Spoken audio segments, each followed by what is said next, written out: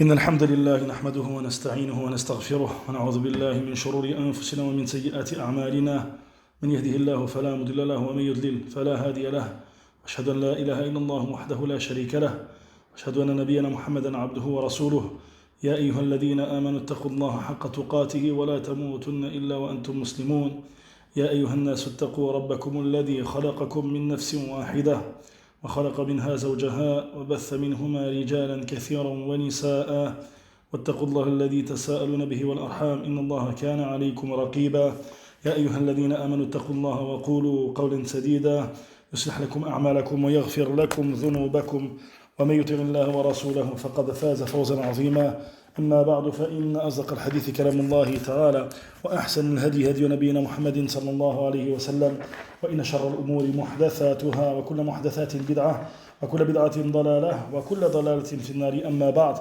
Donc on poursuit avec la lecture de Kitab al-Tawhid, l'explication de Cheikh Salih al-Fawzan Hafidhahullah ta'ala al-Murakhas fi Sharh Kitab al-Tawhid, et on est arrivé, on a terminé le cours précédent avec notre parole au sujet de l'appel, du chapitre au sujet de l'appel à l'attestation de la ilaha illallah, et on va commencer donc un nouveau chapitre, et c'est donc le chapitre que l'auteur a appelé Bab Tafsir al-Tawhid wa Shahadati la ilaha illallah, chapitre au sujet de l'explication du Tawhid et de l'attestation de la ilaha illallah. Avant de lire la parole de Cheikh Al-Fawzan Hafidhahullah ta'ala au sujet de l'explication de ce chapitre, il est comme de rappeler que Shahada huwa ikhbarun an ilmin biyaqin. Lorsqu'on parle de l'attestation à Shahada, ceci consiste à informer en se basant de quelque chose, de ce sujet de quoi tu informes ou de ce sujet de quoi tu témoignes. C'est la première des choses, en te basant sur une science, et donc une science certaine. Une science, c'est la deuxième des choses, une science qui est certaine, donc on parle de yaqin, de certitude. Donc il n'y a pas d'autre choix que ces trois choses se regroupent ici. إخبار عن علم بيقين. Ça, c'est ce qu'il voulait à travers le terme الشهادة, l'attestation. La parole de la ilaha illallah, أسست من أجلها الملة. Les religions ont été établies à cause de cette parole-là. C'est-à-dire la religion, on parle de la religion d'Allah tabaraka wa ta'ala. ومن أجلها خلقت الجنة والنار. C'est à cause de cette parole que le paradis et l'enfer ont été créés. وهو أحسن القول, et c'est la meilleure des paroles. والقول الثابت, et c'est la parole ferme. وهو الكلمة الطيبة, et c'est la bonne parole. وخلق الله تعالى الخلق من أجلها. Allah tabaraka wa ta'ala a créé ses créatures, il a créé sa création à cause de cette parole de la ilaha illallah. ولها تؤخذ الصحف بالأيمان والشمائل. C'est à cause de cette parole-là, et c'est en rapport avec la concrétisation de cette parole-là que les feuilles seront données à droite et à gauche. ومن أجل هذه الكلمة العظيمة انقسم الناس إلى شقي وسعيد. C'est à cause de cette parole immense que les gens se divisent en deux catégories. Shaqi, le malheureux, wa Sa'id, le bienheureux. فهي الدين من أوله وآخره. C'est la religion en réalité du début à la fin. وظاهره وباطنه. Et c'est la religion de manière apparente et de manière cachée. وهو الحبل الذي إذا تمسك به العبد وصل إلى الله تبارك وتعالى وإلى رحمته. Et cette parole de la ilaha illallah, c'est le câble à travers lequel, lorsque le serviteur se sera fermement attaché à celui-ci, il parviendra à Allah tabaraka wa ta'ala, à l'agrément d'Allah et à sa miséricorde. وهي مفتاح السعادة ومفتاح باب السلام. Cette parole de la ilaha illallah, c'est en réalité la clé du bonheur. Et c'est en réalité la clé de la demeure, de la paix, c'est-à-dire la clé du paradis. وأسعد الناس بشفاعة النبي صلى الله عليه وسلم من جاء بها وهو صديقا وهو مع قلب صادق وحقق هذا الصدق بقلبه. La personne qui sera le plus heureux, le plus en droit d'obtenir et de bénéficier de l'intercession du prophète sallallahu alayhi wa sallam, c'est celui qui viendra avec cette attestation de la ilaha illallah avec un cœur véridique. C'est une parole immense. Cette parole de la ilaha illallah est donc une parole immense comme on le comprend. Et parmi ce qu'il incombe de rappeler au sujet de cette parole, من مباحث هذه الشهادة العظيمة شهادة لا إله إلا الله فلا بد من معرفة معناها وشروطها وأركانها ونواقيدها فهي أربعة مباحث. Parmi ce qu'il est comme de rappeler au sujet de cette parole, c'est le fait qu'il y a 4 sujets qu'il incombe de connaître, qu'il incombe que tu connaisses en rapport avec cette parole-là, que nous n'allons pas détailler ici, car ce sont des sujets où, dans les kutub de tawhid de manière générale, les kutub de aqida, on détaille ces sujets-là et on l'a déjà fait précédemment, bifadlillahi tabaraka wa ta'ala. Et lorsqu'on parle de l'attestation de la ilaha illallah, on parle de 4 points qu'il t'incombe de connaître et d'étudier au sujet de cette parole. La première des choses, c'est connaître son sens. Quel est le sens de la parole de la ilaha illallah? Et on en a parlé un petit peu dans ce livre-là et on va en parler un peu plus en détail dans ce chapitre-là. Et d'ailleurs, lorsque l'auteur parle du chapitre d'explication du tawhid et de l'attestation de la ilaha illallah, l'attestation de la ilaha illallah, c'est l'essence même du tawhid. Cette parole comporte des conditions ashurut, il t'incombe de les connaître également. Et cette parole comporte des piliers arcanes qui t'incombe de connaître. Et ceci n'est pas suffisant. Il t'incombe de connaître également, et c'est la 4e des choses, النواقض. يعني نواقض هذه الكلمة العظيمة. Les annulatifs de cette parole-là, ce qui va avoir pour conséquence le fait d'annuler cette parole-là, wal'iyad billah. Donc tous ces points-là, lorsqu'on parle de l'attestation de la ilaha illallah, ce sont des points qu'il t'incombe d'étudier et de connaître et d'agir en fonction de ce qu'ils impliquent. فقال المؤلف رحمه الله تعالى وقول الله تعالى أولئك الذين يدعون يبتغون إلى ربهم الوسيلة أيهم أقرب ويرجون رحمته ويخافون عذابه إن عذاب ربك كان محذورا. L'auteur, Cheikh l'Islam Mohammed ibn Abdul Wahhab rahimahullah ta'ala, a rappelé la parole d'Allah ta'ala dans ce chapitre. Il a dit la parole d'Allah ta'ala et dans le sens du verset cela, c'est-à-dire ceux qui adorent, c'est-à-dire ces associateurs, parce qu'on va voir que ce qui est voulu à travers cette parole, Yad'un, fait référence à ceux qui invoquent, ceux qu'ils invoquent en dehors d'Allah. Donc ceux qui invoquent et ceux qui commettent le shirk invoquent ceux qui cherchent le moyen afin de se rapprocher d'Allah Ta'ala. Donc ceux qui sont invoqués en dehors d'Allah, eux-mêmes cherchent le moyen de se rapprocher d'Allah Ta'ala, le wasila. Ceux-là cherchent le moyen de se rapprocher d'Allah Ta'ala. Qui d'entre eux sera le plus proche? Et ils espèrent sa miséricorde et ils craignent son châtiment.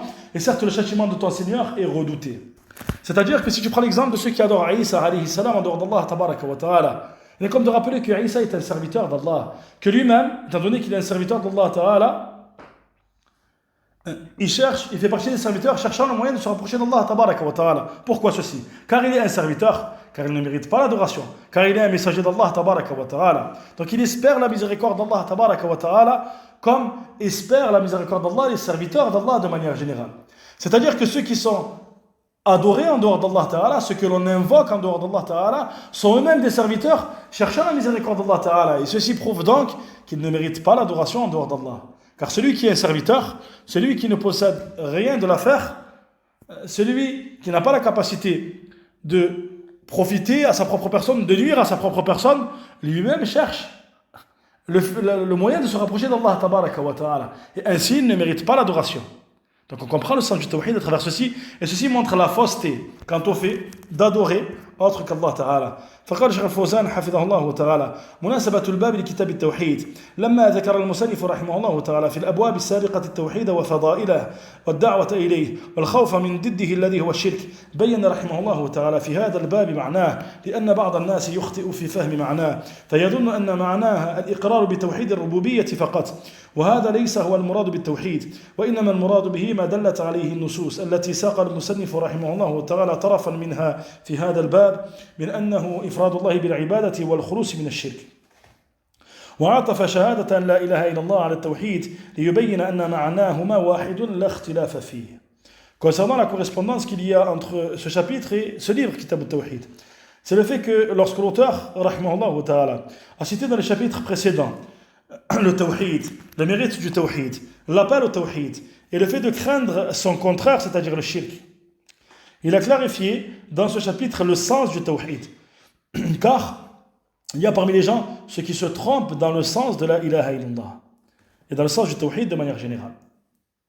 Voilà qu'il va penser que le sens de la ilaha illallah ou que le sens du tawhid, c'est le fait d'affirmer al-rububiyya, c'est-à-dire l'unicité d'Allah tabaraka wa ta'ala dans sa seigneurie. On a rappelé précédemment que le sens de la ilaha illallah, c'est la ma'abouda bi haqqin illallah. Et ça, c'est un point extrêmement important. لا هذه نافية للجنس تعمل عمل إن.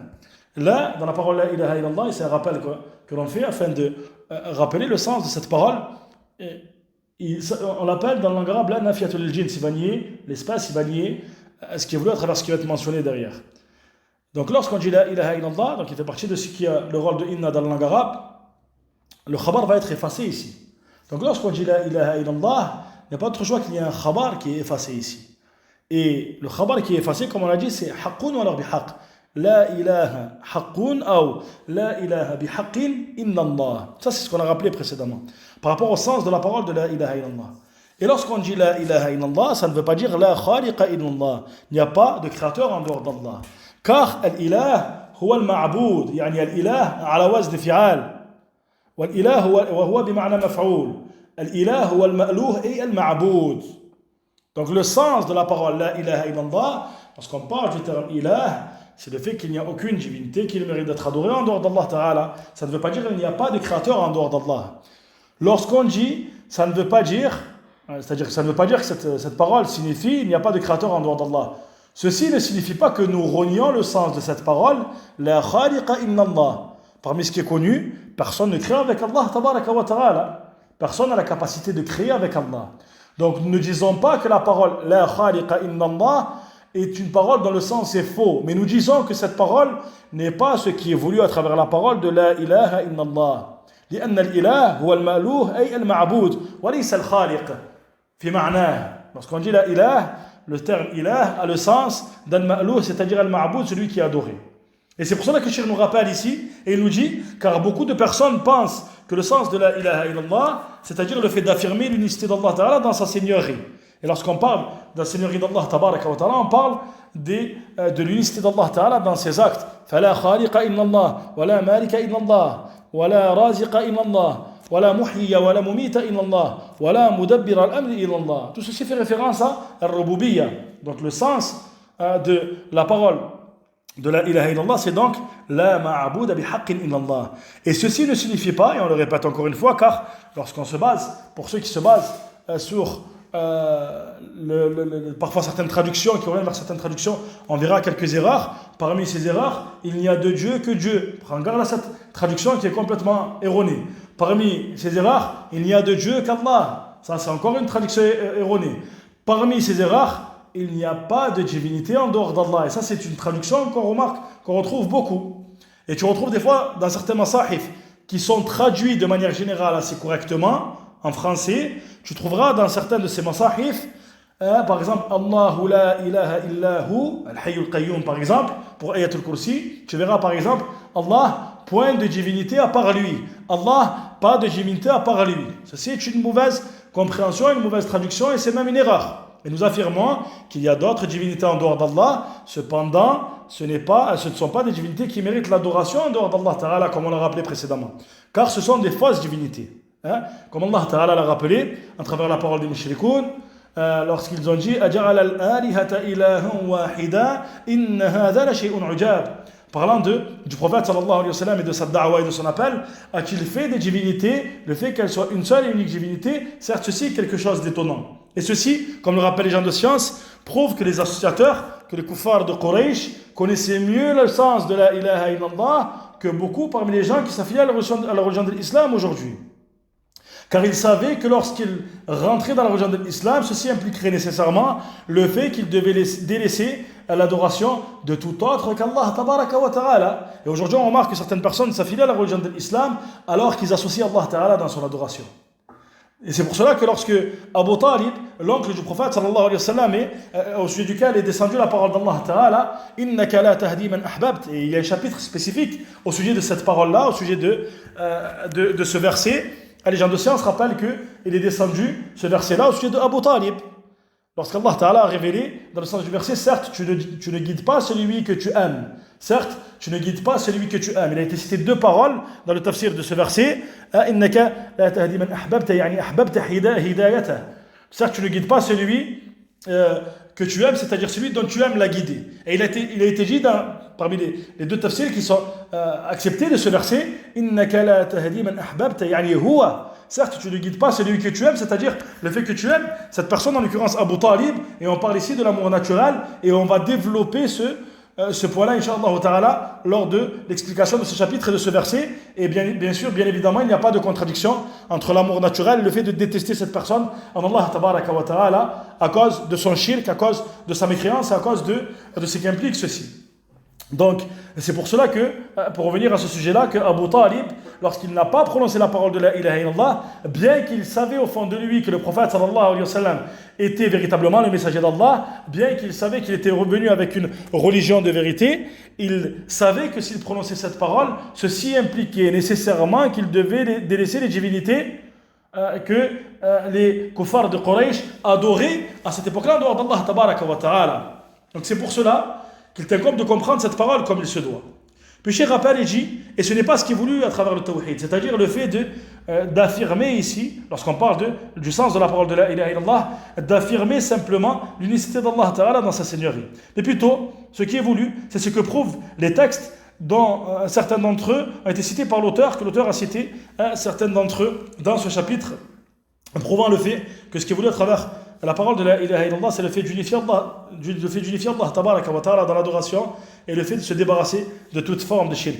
Et le fait que l'auteur a dit, comme on l'a dit tout à l'heure, et Cheikh a rappelé ceci, le fait que l'auteur a dit, chapitre au sujet d'explication du tawhid, et il a cité juste après avec al-'atf, c'est-à-dire avec le waw, et de l'attestation de la ilaha illallah, c'est-à-dire en réalité ceci prouve que leur sens est le même, leur sens est unique. C'est-à-dire le tawhid, le sens du tawhid, c'est le sens de la parole de la ilaha illallah. Alladhi huwa ifradullah bil ibada, subhanahu.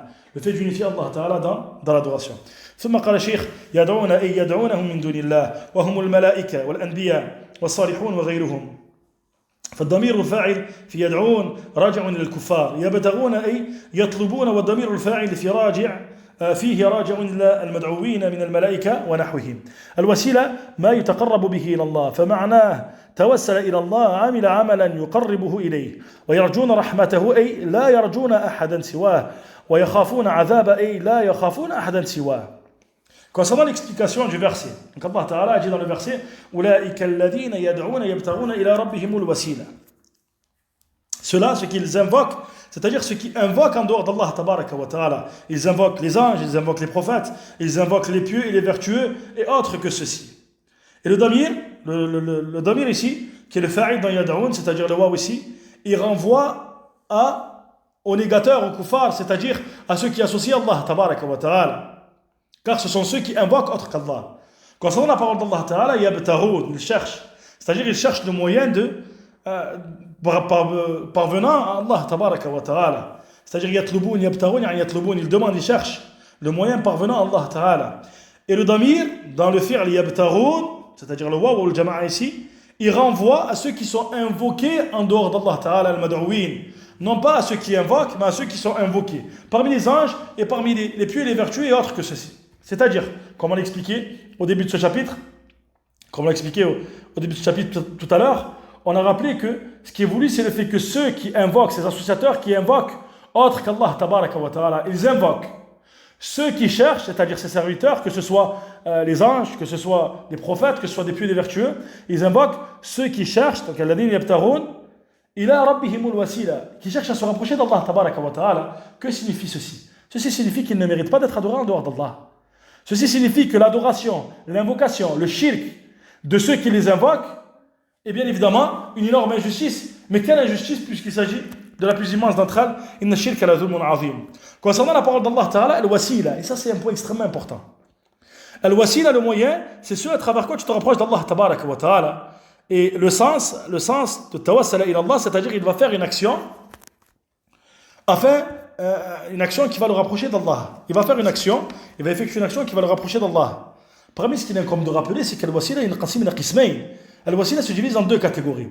Al-wasila qui est connue aujourd'hui, que pratique notamment as-soufiyya, parmi leurs différents groupes, leurs différentes factions, parmi les turuq as-soufiyya ou d'autres entre autres, qui innovent dans la religion d'Allah Tabaraka wa Ta'ala, ce qui n'en fait pas partie, qui viennent avec des formes d'adoration dont Allah Tabaraka wa Ta'ala n'a rien révélé, que ni le prophète sallallahu alayhi wa sallam n'a effectué, ni les compagnons, ni les pieux prédécesseurs après eux, et qui prétendent qu'il s'agit d'al-wasila, et qui justifient leur acte en citant comme preuve ce verset-là, notamment. Et eux et d'autres parmi les gens de Bid'a de manière générale. Nous disons que ceci n'est pas accepté, bien évidemment. Et parfois, ils vont chercher à se rapprocher d'Allah tabaraka wa ta'ala par des moyens qui sont des moyens shirkiya, qui contiennent du shirk, wal-iyadu billah. Wa khayrul hadi hadi nabi sallallahu alayhi wa sallam, la meilleure des guidées, la guidée du prophète sallallahu alayhi wa sallam. Donc lorsqu'il y a une preuve concernant le fait qu'il t'est permis de te rapprocher d'Allah tabaraka wa ta'ala à travers cet acte, وكررنا مرات متعددة أن الأصل في العبادة هو ماذا؟ الحظر والمنع. On a rappelé à plusieurs reprises que la base concernant l'adoration, c'est le caractère interdit, c'est-à-dire tu n'as pas le droit d'adorer Allah tabaraka wa ta'ala jusqu'à ce que tu aies une preuve que cet acte est légiféré. Donc s'il s'agit d'un moyen légiféré dont nous avons une preuve dans le livre d'Allah ou dans la sunna du prophète sallallahu alayhi wa sallam concernant le fait que cet acte est légiféré, alors il fait partie des moyens légiférés. Si nous n'avons pas de preuve à ce sujet-là, il s'agit d'une innovation et quiconque effectue un acte au sujet duquel il n'y a pas d'autre ordre verra cet acte rejeté. Donc ce n'est pas parce que la personne vient citer un verset et utilise un terme qui a été mentionné dans un verset que ceci va forcément justifier la véracité et le caractère correct et valable de son acte. Il faut absolument que la preuve qu'il cite soit authentique, et il n'y a aucun doute que le Coran est authentique dans son intégralité. Quand on parle de la sunna du prophète sallallahu alayhi wa sallam, il faut absolument que le hadith soit authentique, très bien, et il faut absolument également que l'on utilise cette preuve-là de manière conforme à ce qui a été légiféré, c'est-à-dire qu'il est correct d'utiliser ce verset-là ou ce hadith-là comme preuve par rapport à la justification de l'acte que l'on effectue. Ce n'est pas parce que tu vas citer un verset que ça va justifier tout et n'importe quoi, et encore moins ce que commettent les gens de bid'a parmi les soufiyas wa ghayruhum, wallahu musta'an. Concernant la parole d'Allah Ta'ala, wa yarjuna rahmata, et ils espèrent sa miséricorde, c'est-à-dire qu'ils espèrent sa miséricorde et ils n'espèrent la miséricorde de personne d'autre qu'Allah. Wa yakhafuna adhaba, et ils craignent son châtiment, c'est-à-dire qu'ils craignent son châtiment et ils ne craignent personne d'autre qu'Allah Tabaraka wa Ta'ala.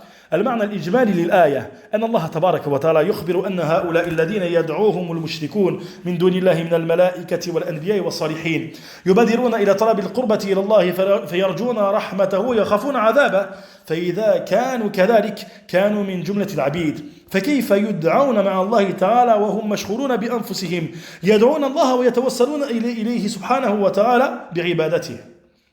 Le sens général du verset. Cheikh nous rappelle et nous dit qu'Allah Tabaraka wa Ta'ala a informé de ces personnes que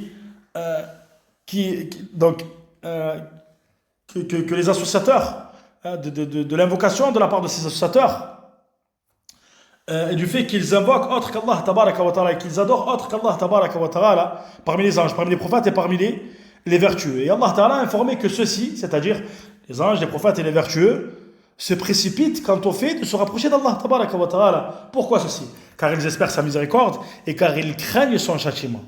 Lorsqu'il en est ainsi, c'est-à-dire que lorsque ces serviteurs sont invoqués en dehors d'Allah Ta'ala et qu'ils sont des serviteurs d'Allah, cherchant eux-mêmes le moyen de se rapprocher d'Allah. Ainsi, ils sont donc des serviteurs. Comment pourraient-ils être invoqués avec Allah alors que eux-mêmes, c'est-à-dire ceux qui sont invoqués en dehors d'Allah, parmi les anges, les pieux, les vertueux, les prophètes et les messagers, comment pourraient-ils être invoqués en dehors d'Allah alors qu'eux-mêmes sont occupés par leur propre personne, c'est-à-dire par le fait d'invoquer Allah et de se rapprocher d'Allah tabaraka wa ta'ala. ثم قال الشيخ مناسبة الآية للباب أنها تدل على أن معنى التوحيد وشهادة أن لا إله إلا الله هو ترك ما عليه المشركون من دعوة الصالحين والاستشفاع به من الله في كشف الضر وتحويله لأن ذلك هو الشرك الأكبر. Quant à la relation qu'il y a entre le verset et le chapitre, c'est le fait que le verset prouve le sens de la parole de la ilaha illallah et prouve le sens du tawhid, qui consiste au fait de délaisser ce sur quoi sont les associateurs quant au fait d'invoquer les vertueux, quant au fait de leur demander directement l'intercession à shafa'a. Et le sujet de l'intercession est un sujet extrêmement important. Il y a un chapitre spécifique qui va venir, Inch'Allah ta'ala, à ce sujet. Et quant au fait de leur demander, c'est-à-dire le fait de délaisser, le fait de leur demander, de demander à ces pieux et à ces vertueux, le fait de dissiper, d'écarter de eux le mal, car ceci est une forme de shirkun akbar, une grande forme de shirk. وما يستفاد من الآية أولا الرد على الذين يدعون الأولياء والصالحين في كشف الدر أو جلب النفع بأن هؤلاء المدعوين لا يملكون لأنفسهم ضرا ولا نفعا فكيف يملكون ذلك لغيرهم. Parmi les profits et les bénéfices du verset, premièrement, il y a la réfutation de ceux qui invoquent les pieux et les vertueux, dans le fait de dissiper leurs maux et dans le fait d'apporter un bien, de par le fait que ces personnes qui sont invoquées en dehors d'Allah tabaraka wa ta'ala ne possèdent rien de l'affaire. Ils n'ont ni la capacité de nuire, ni la capacité de profiter. Comment pourraient-ils, c'est-à-dire pour leur propre personne, donc comment pourraient-ils avoir cette capacité-là pour autre qu'eux? ثانيا بيان شدة خوف الأنبياء والصالحين من الله وبيان رجائهم لرحمته. Deuxièmement, parmi les profits et les bénéfices de ce verset, il y a la preuve de l'immense crainte dont font preuve les prophètes et les pieux et les vertueux, la crainte qu'ils ont d'Allah tabaraka wa ta'ala et le fait qu'ils cherchent, qu'ils espèrent la miséricorde d'Allah ta'ala. Ici, Cheikh a cité ce profit, ce bénéfice, car on a rappelé que ceux qui sont invoqués en dehors d'Allah ta'ala, parmi les anges et parmi les prophètes et parmi les pieux et les vertueux, eux-mêmes cherchent le moyen de se rapprocher d'Allah ta'ala, ils espèrent sa miséricorde et ils craignent son châtiment. Donc ceci prouve quoi? Ceci prouve l'immense crainte qu'ils ont d'Allah tabaraka wa ta'ala. Et malgré leur rang, on parle des meilleurs des créatures. On parle des anges rapprochés d'Allah tabaraka wa ta'ala. On parle des prophètes et des messagers envoyés par Allah ta'ala. Et avec ceci, avec leur place, avec le statut qu'Allah ta'ala leur a accordé, voilà qu'ils craignent le châtiment d'Allah ta'ala et ils espèrent la miséricorde d'Allah ta'ala. Et parmi ceux qui prouvent ceci, l'état de notre prophète sallallahu alayhi wa sallam, alors qu'il est celui à qui les péchés passés, les péchés à venir ont été pardonnés. Et voilà que lorsqu'il priait la nuit sallallahu alayhi wa sallam, il priait jusqu'à ce que se fendent ses pieds. Allahu Akbar.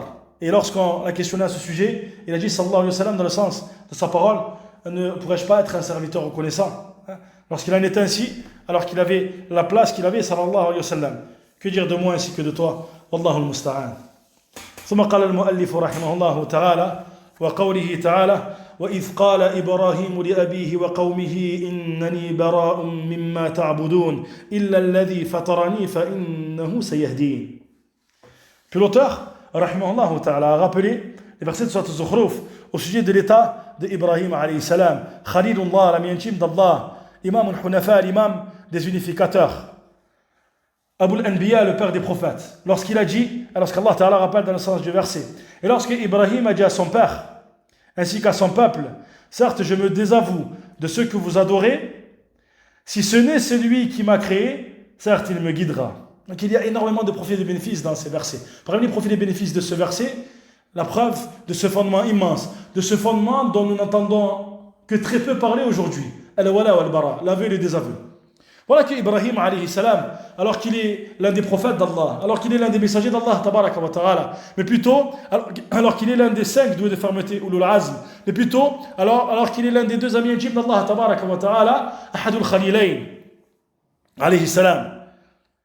Voilà qu'il s'est désavoué de son père et de son peuple, en ayant le meilleur des comportements avec son père quant à ceci. C'est-à-dire qu'il n'a pas été pris par l'affection, par les sentiments qu'il pouvait ressentir, les sentiments naturels qu'il pouvait ressentir vis-à-vis de son père, mais plutôt, voilà qu'il s'est désavoué de la meilleure des manières à cause de l'association qu'il commettait, c'est-à-dire que de l'association que son père et son peuple commettaient. Et il a dit, et il y a le sens du tawhid, il y a le sens d'un nafi wal ithbat, de la négation et de l'affirmation à travers sa parole.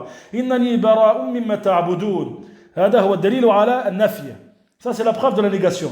Certes, je me désavoue de ce que vous adorez. Et il a dit illa alladhi fatarani wa hada dalil ala al-ithbat. Voici la preuve de l'affirmation. Si ce n'est celui qui m'a créé, illa alladhi fatarani yani alladhi khalaqani. فإنه سيهدين. Certes, il me guidera.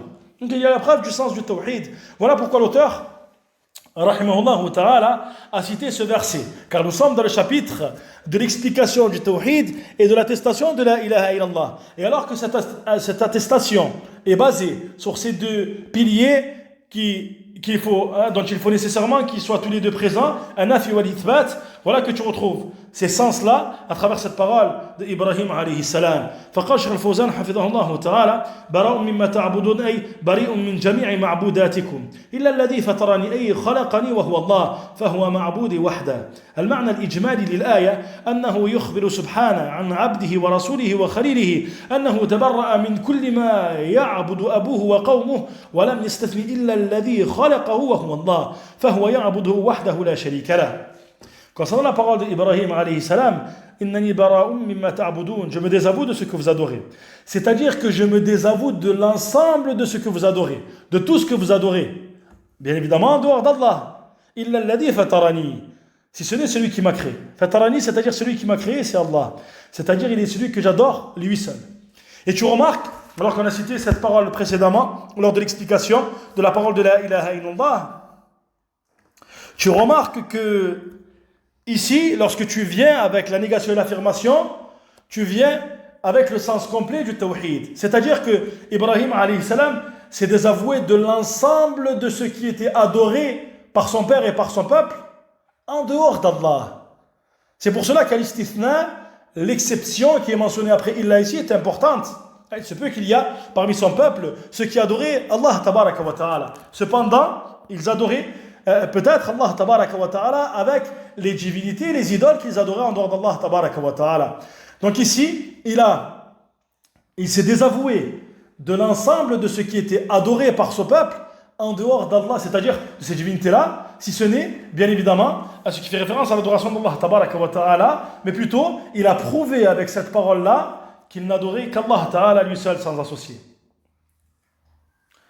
Quant au sens général du verset, c'est le fait qu'Allah ta'ala a informé au sujet de son serviteur, au sujet de son messager, au sujet de son ami intime, le fait qu'il s'est désavoué de tout ce que son père et son peuple adoraient, si ce n'est, et il n'a rien excepté, il l'a seulement exempté, et il a seulement cité comme exception ici, si ce n'est Allah tabaraka wa ta'ala, celui qui l'a créé.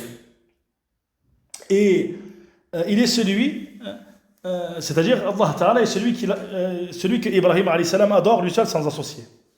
Et d'ailleurs, subhanallah, il y a une faïda ici, lorsque tu prends le premier ordre dans le Coran, U'budu rabbakum alladhi khalaqakum, adorez votre Seigneur qui vous a créé. Allah ta'ala n'a pas dit U'budu Allah, bien que le sens est évidemment correct, adorez Allah, celui qui vous a créé. Tawhid al-rububiyya yaqtadi wa yastalzimu tawhid al-uluhiyya.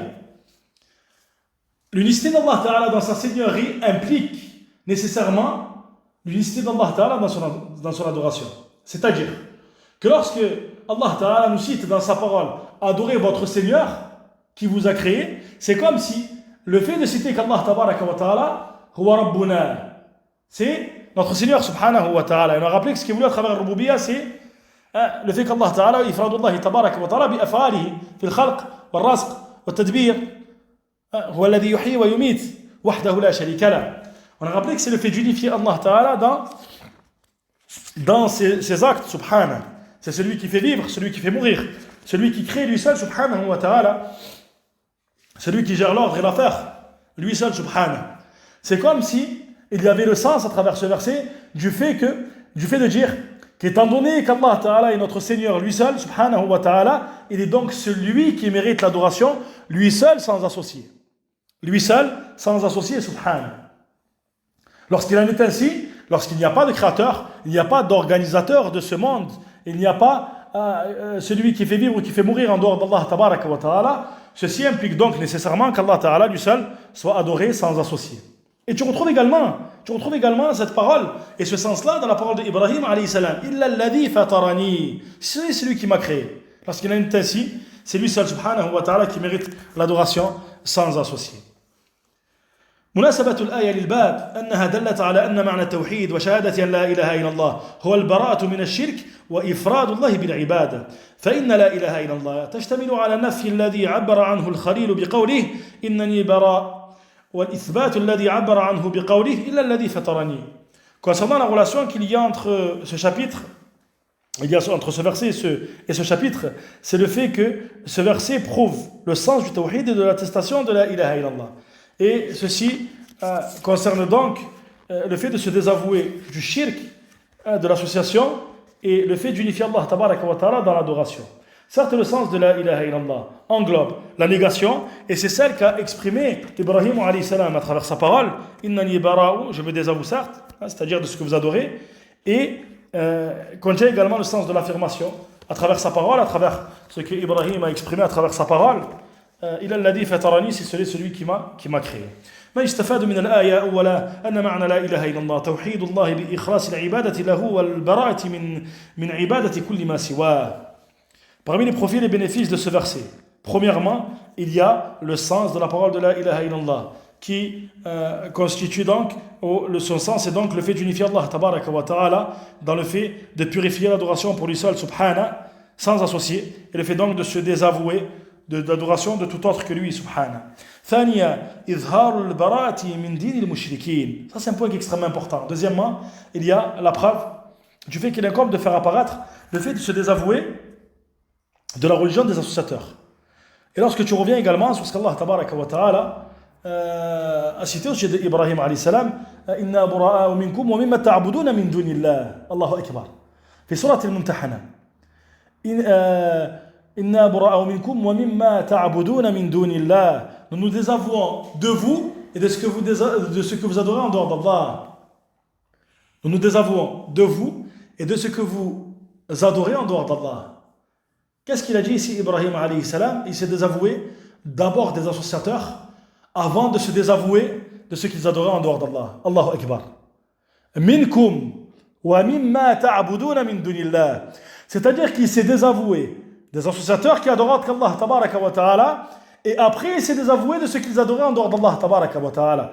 Fahada huwa al-wala' wal-bara. Ceci est l'aveu et le désaveu. Et ça c'est quelque chose qui est clair. Ça c'est quelque chose qui est évident. Le fait de faire apparaître, bien évidemment, sans faire preuve d'injustice à leur égard, ceci ne veut pas dire faire preuve de négligence, le fait de clairement faire apparaître, le fait de se désavouer de la religion des associateurs. هذا هو الإسلام. الاستسلام لله بالتوحيد والانقياد له بالطاعة والبراءة من الشرك وأهله.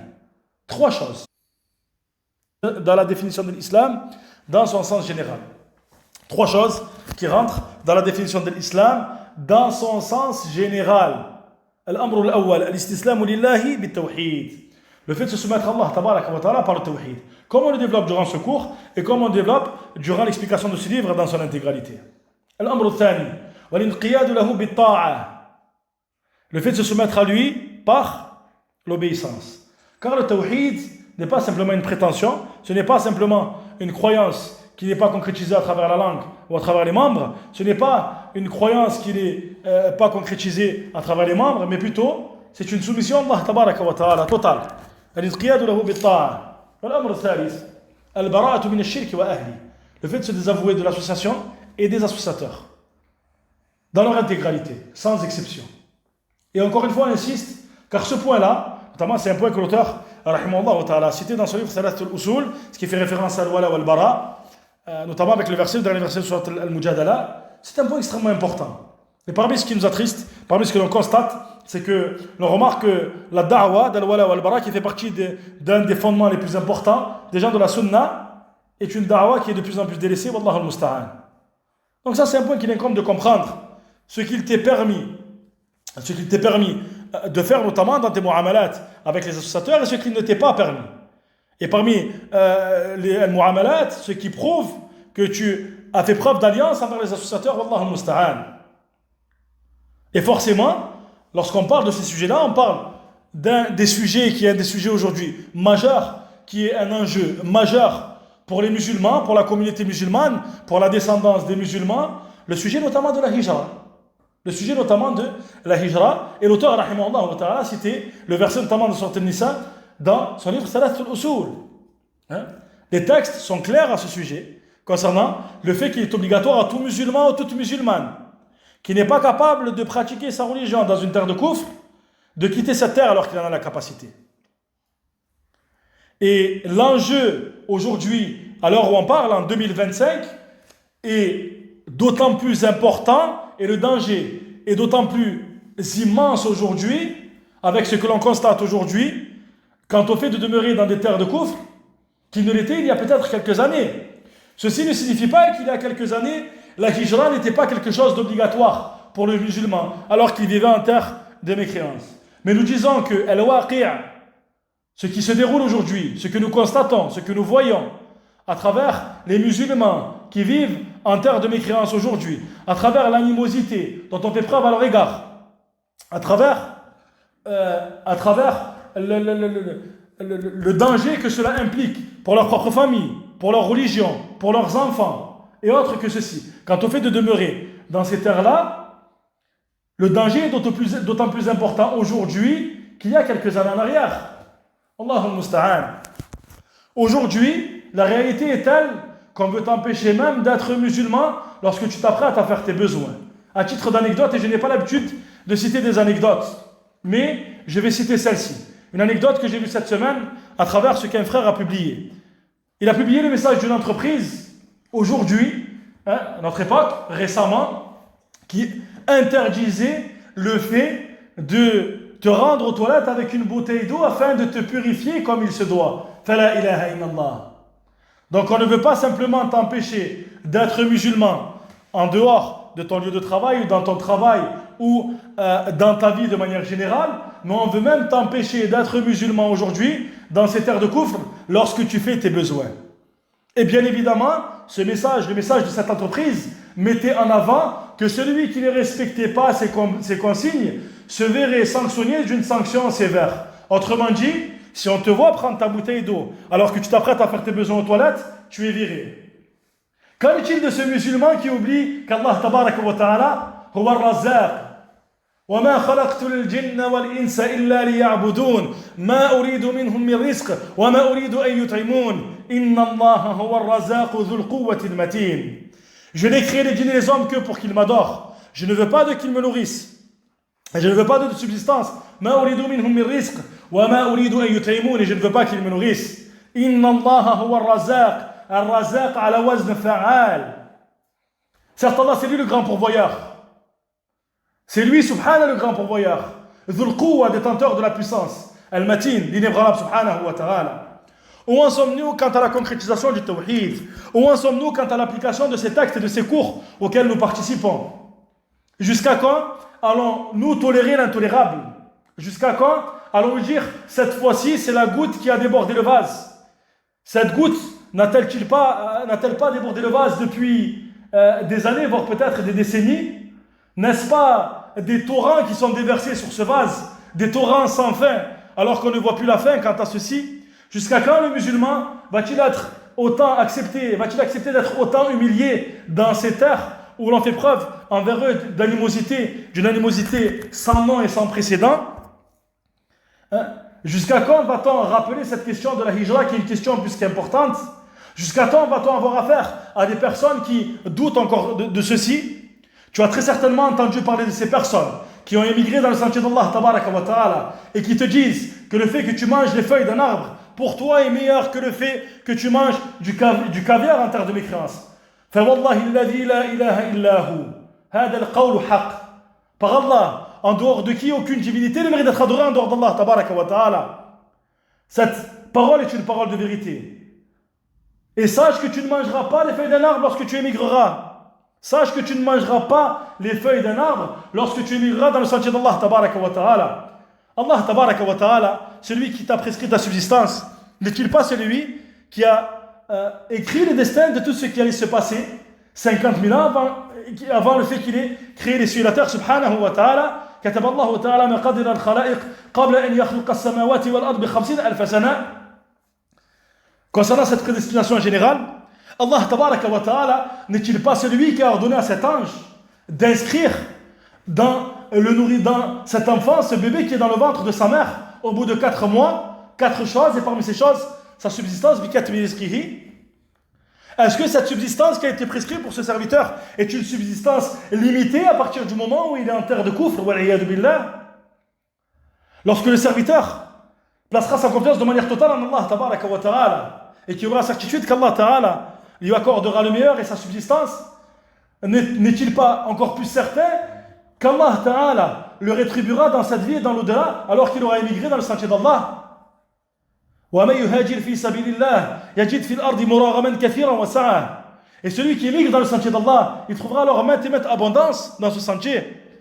Est-ce que nous lisons ces versets-là, ces paroles-là? Est-ce que nous cherchons simplement à écouter ces versets en les écoutant dans différentes lectures, sans méditer quant à ce qu'ils impliquent?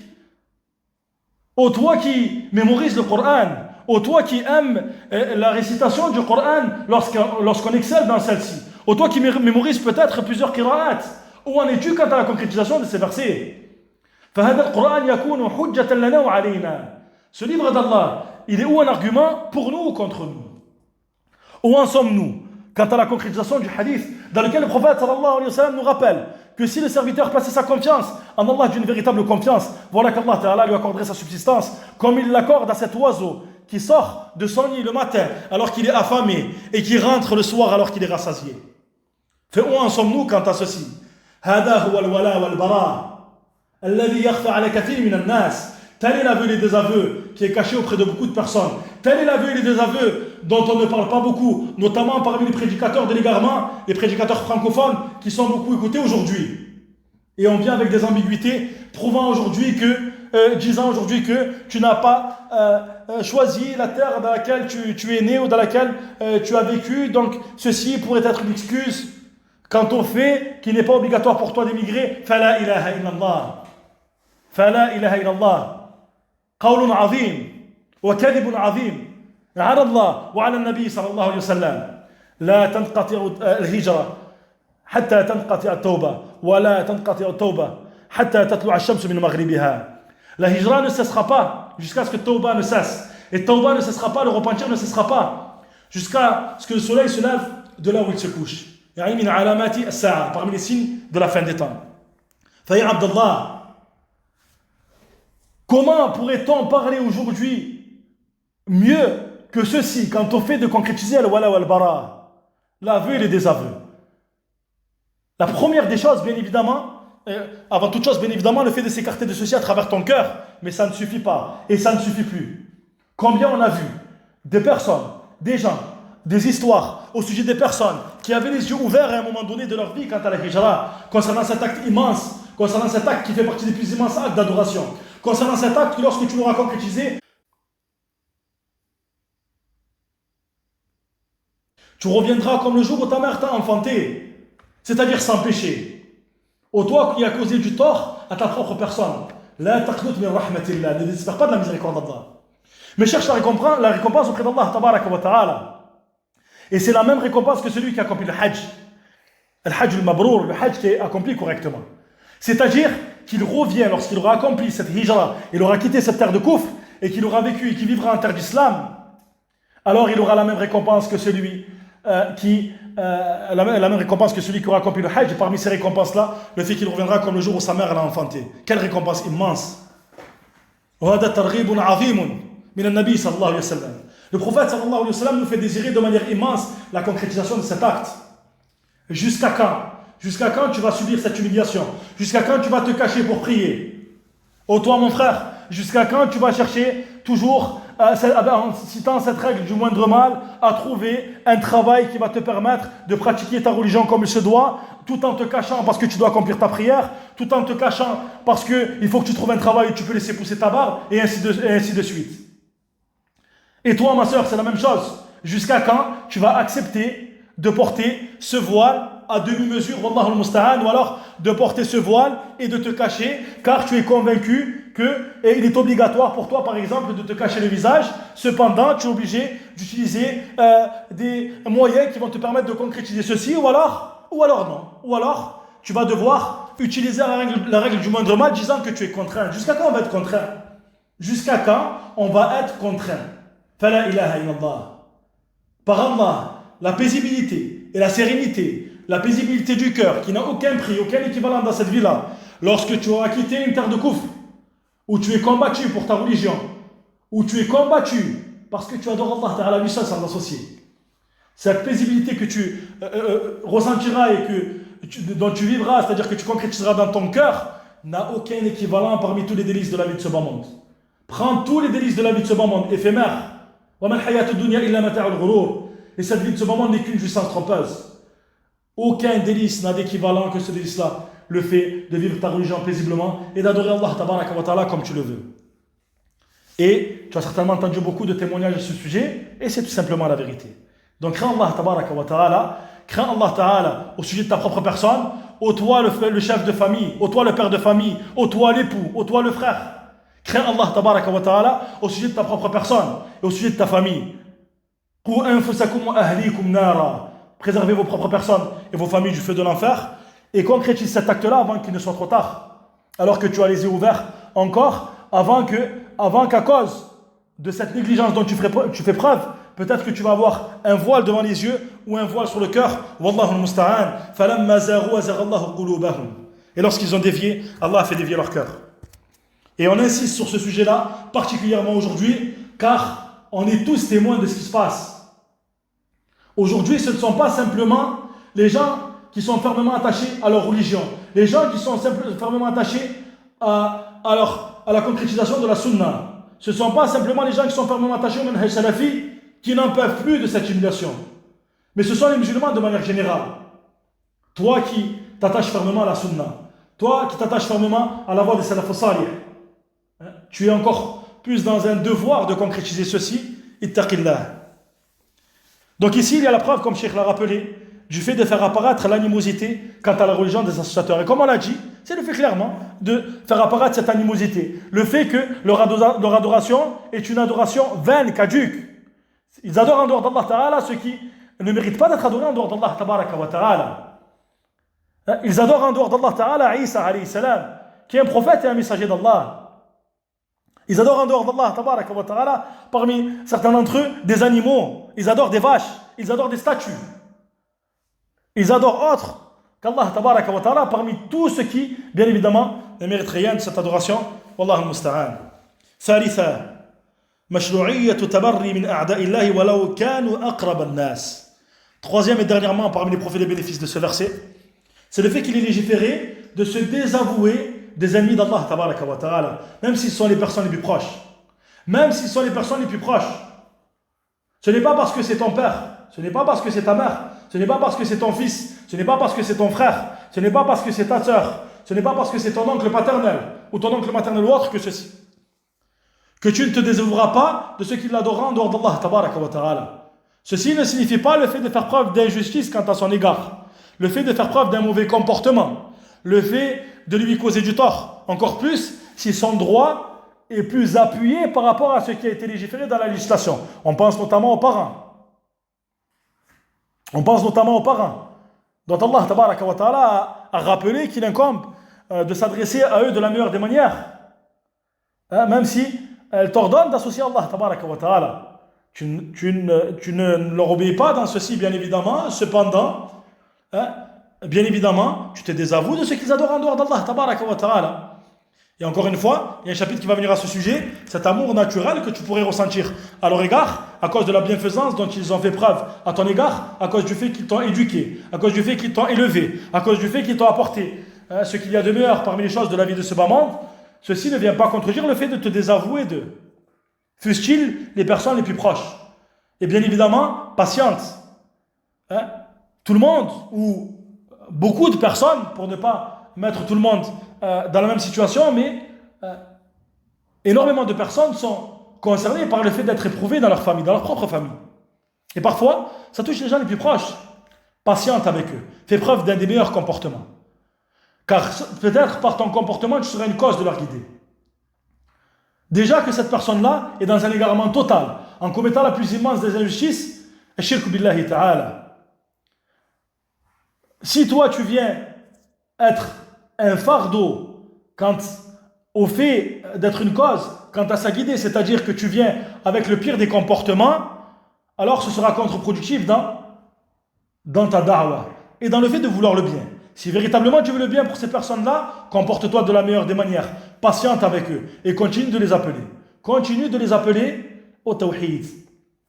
Car certes, peut-être le comportement dont tu feras preuve sera une cause de leur guider.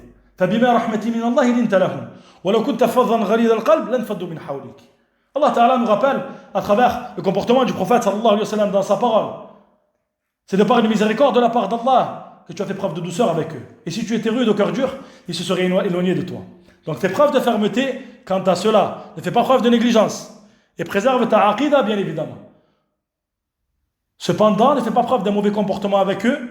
Le fait de te désavouer des personnes, des associateurs, et fussent-ils les plus proches parmi tes parents, parmi les gens de ta famille, ne signifie pas le fait de faire preuve d'injustice à leur égard, mais plutôt patiente quant à ce mal-là.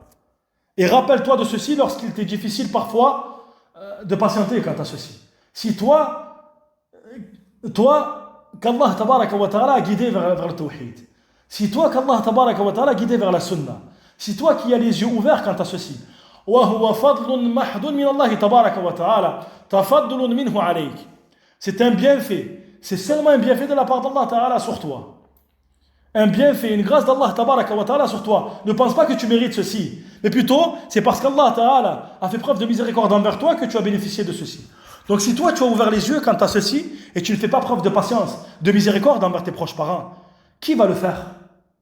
Alors qu'ils vivent peut-être dans les endroits qui font partie des endroits où on fait le plus preuve d'animosité envers eux. Si peut-être les gens de ta famille sont également loin d'Allah Tabaraka wa Ta'ala, si toi tu ne fais pas preuve de patience avec eux, qui va le faire? Qui autour de toi? Réfléchis, médite quant aux personnes que tu aimes de cet amour naturel autour de toi. Médite quant à ton entourage et à leur entourage. Si toi tu ne fais pas preuve de patience à leur égard, qui va le faire? Wallahu al-musta'an. Donc la responsabilité que tu as sur tes épaules est lourde. Tu ne seras pas questionné quant au résultat, mais tu seras questionné quant à la manière dont tu t'es comporté, quant à cette science qu'Allah tabaraka wa ta'ala t'a accordée et la manière dont tu vas concrétiser bi'idhnillahi ta'ala cet appel. Et on a parlé de ceci lors du cours précédent. قُلْ هَذِهِ سَبِيلِي أَدْعُو إِلَى اللَّهِ عَلَى بَصِيرَةٍ أَنَا وَمَنِ اتَّبَعَنِي. Dis voici mon chemin. J'appelle à Allah sur une clairvoyance, moi et ceux qui me suivent. Donc tu fais partie de ceux qui aiment la sunna du prophète sallallahu alayhi wa sallam. Tu fais partie de ceux qui suivent le prophète sallallahu alayhi wa sallam de manière apparente et de manière cachée. Alors, patiente sur cette voie-là, patiente face aux persécutions quant à cet appel, face aux nuisances dont tu seras victime dans cet appel, et espère la miséricorde d'Allah tabaraka wa ta'ala, et quel que soit le résultat, lorsque tu auras fait les choses sincèrement pour Allah ta'ala, et conformément à la sunna du prophète sallallahu alayhi wa sallam, alors tu mériteras la récompense, et Allah ta'ala te récompensera alors dans cette vie et dans l'au-delà, bi'idhnihi subhanahu wa ta'ala, فنسأل الله تعالى من فضله والله تعالى أعلم وأحكم سبحانك اللهم وبحمدك أشهد أن لا إله إلا أنت أستغفرك وأتوب إليك وآخر دعوانا أن الحمد لله رب العالمين.